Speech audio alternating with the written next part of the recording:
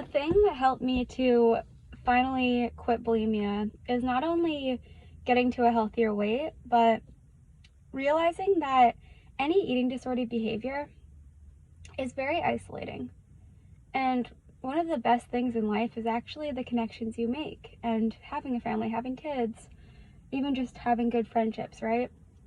So if you have your eating disorder and you don't have those other things, but you think your eating disorder is the best thing in your life, it's not. Your eating disorder is only the best thing in your life if you are so sick from your eating disorder that nothing else feels good, right?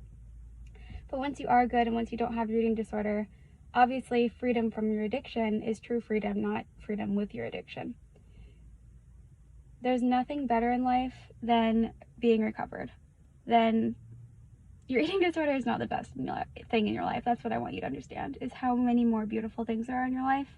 And also the health effects. Like, for me, being underweight from age at least like 10 to 22 type thing, like I'm 22 now, but like I only recently got better. So that many years, like that affects your teeth, that affects your bone health, that affects you having osteoporosis, that affects your hormonal thing, that affects your brain chemistry. Like your whole body is screwed up, right? So think of like your future too. Think of the long term, not just the immediate.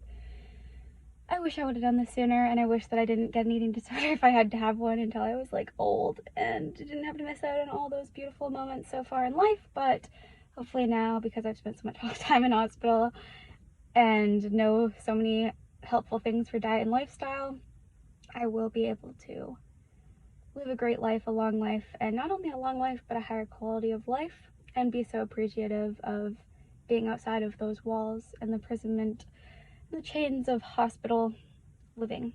So if you want to be free, you can free yourself. One of the things that took up the most time in my day when I struggled deeply with anorexia was trying to think of if I should eat something or not. It was like that debate for so long, like, oh, do I eat this or do I eat that? And like, it's so much easier when you just go back to nature and eat the natural foods. Of course, we're meant to eat that. We're designed to eat that.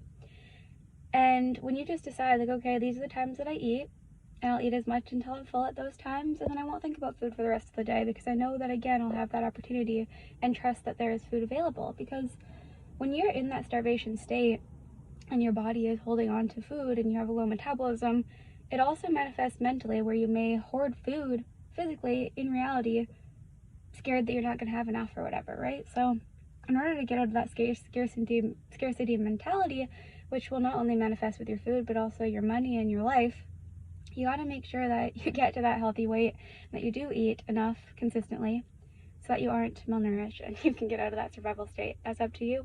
You got it.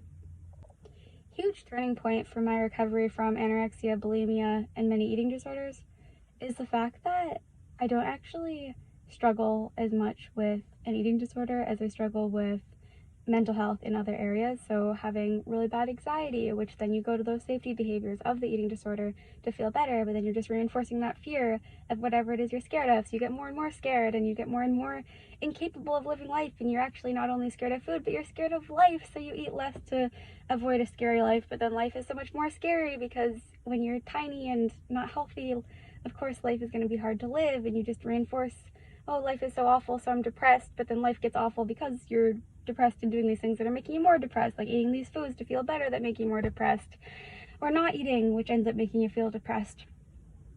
So in order to actually heal my eating disorder, I had to address also my OCD, which is a subcategory of anxiety. And when I was no longer obsessive about these things, which, like, obsessive about your weight or your size or your food or what's going on in your body and routines and things like that, when you let go of that, well, then I was able to also let go of my eating disorder and to start focusing on other things in life that are more important. Of course, nutrition is important, but it's the foundation that allows you to do everything else in life. So for you, maybe there's something else going on. Maybe you're dealing with trauma. I was suppressing a lot of trauma from actually treatment. And when I dealt with that too, that helps you deal with your relationship with food. And maybe you're having trouble in relationships, and when you address that, you're going to be able to eat better too. So think of your health completely holistically, not only with your mind, body, spirit, but also with all aspects of your life, and making sure that's in balance and harmony. and then you will be able to let go of those unhelpful habits and live a free, healthy, happy life. You deserve it, and you have the power to free yourself, to heal yourself, to save yourself, to love life.